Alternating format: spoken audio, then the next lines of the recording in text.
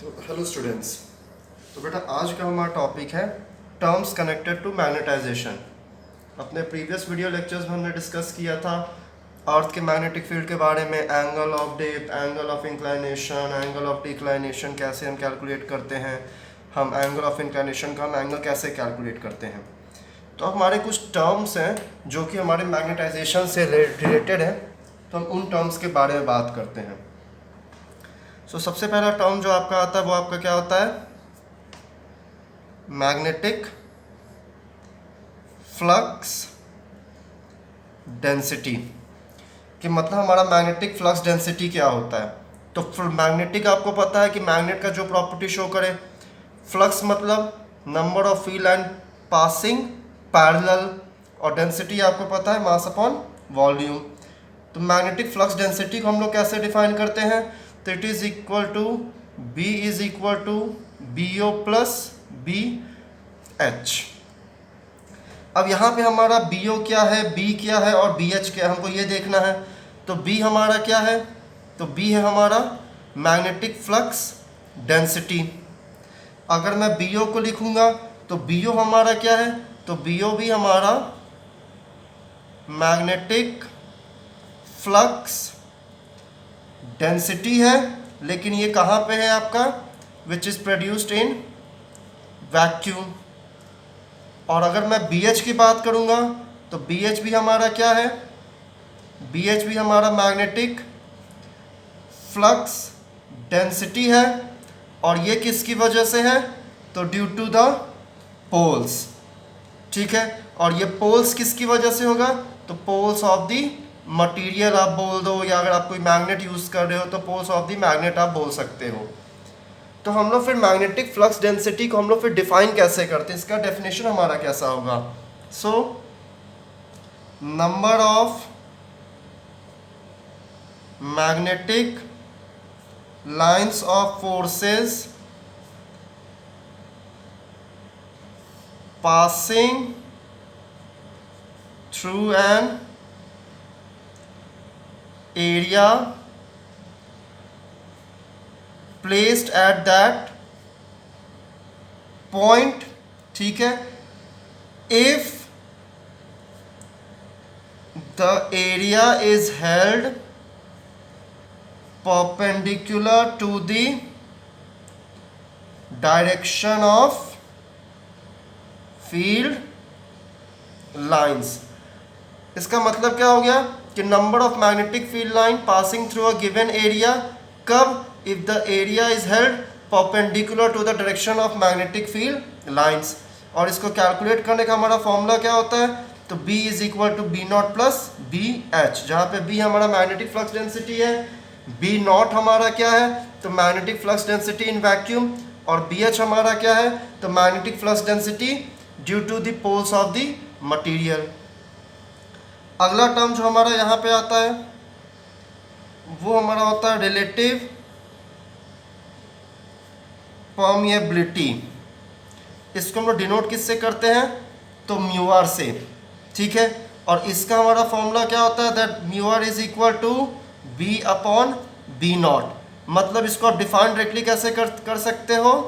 तो magnetic flux density upon magnetic flux density in vacuum, इस तरीके से हम इसको लिख सकते हैं। तो ये इसका डेफिनेशन फॉर्म भी आप इसको बना सकते हो। That relative permeability, it is the ratio of magnetic flux density to the magnetic flux density in vacuum. ठीक है, अब तीसरा हमारा एक टर्म आता है क्या? एब्सोल्यूट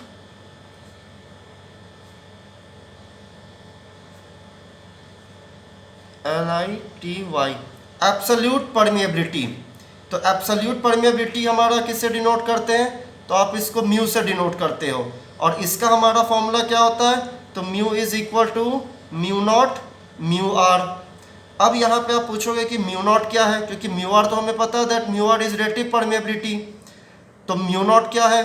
तो यहाँ पे हमारा म्यू नॉट है परमिएबिलिटी ऑफ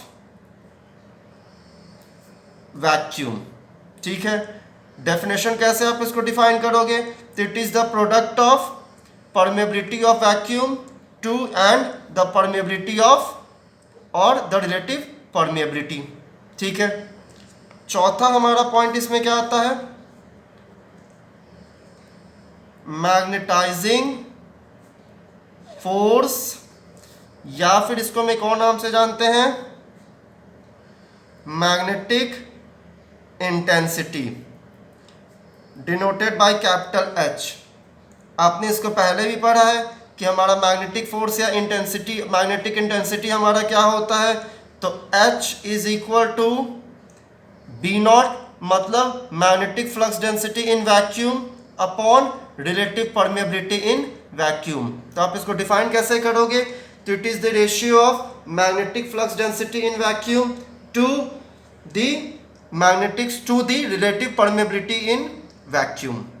ठीक है, अगला हमारा आता है intensity of magnetization, denoted by capital I. Magnetizing force या मैग्नेटिक इंटेंसिटी और इंटेंसिटी ऑफ मैग्नेटाइजेशन, ये दोनों आपका टर्म सुनने में बहुत हद तक सिमिलर होता है, लेकिन आपका दोनों का डेफिनेशन से अगर मैं बात करूं तो आपका इन दोनों का डेफिनेशन आपका क्या होता है? अलग अलग होता है। तो इंटेंसिटी ऑफ मैग्नेटाइजेशन को हम कैसे डिफाइन करते हैं? तो it is magnetic moment per unit volume, मतलब magnetic moment upon unit volume. आपको सिर्फ इन फॉर्मूलेस को याद रखने हैं, न्यूमेरिकल सॉल्व करने में आपको बस वैल्यूज को सब्स्टिट्यूट करना है and then you will solve up the numericals. ठीक है, अब जो हमारा अगला टर्म आता है, अगला टर्म हमारा क्या आता है? ससेप्टिबिलिटी।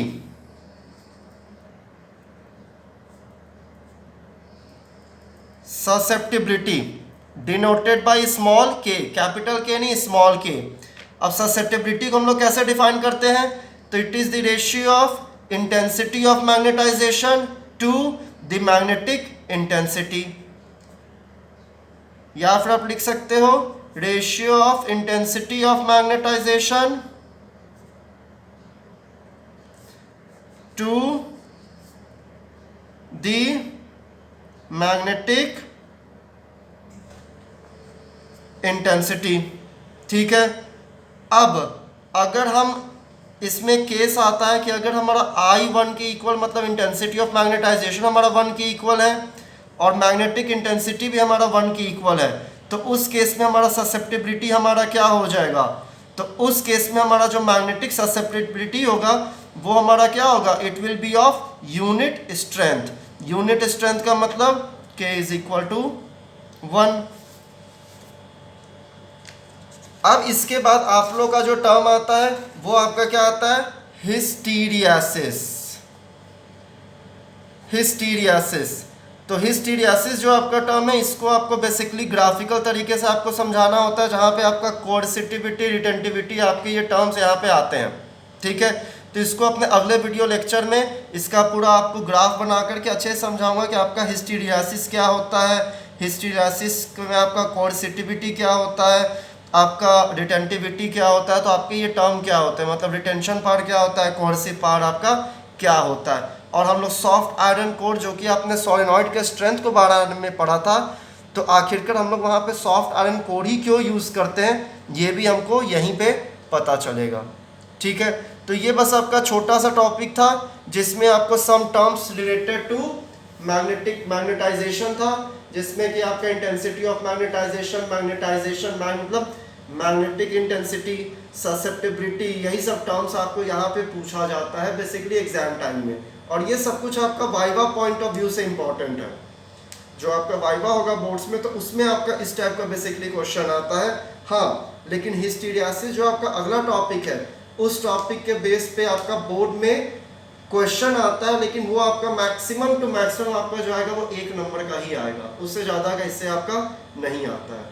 ठीक है, थैंक यू स्टूडेंट्स।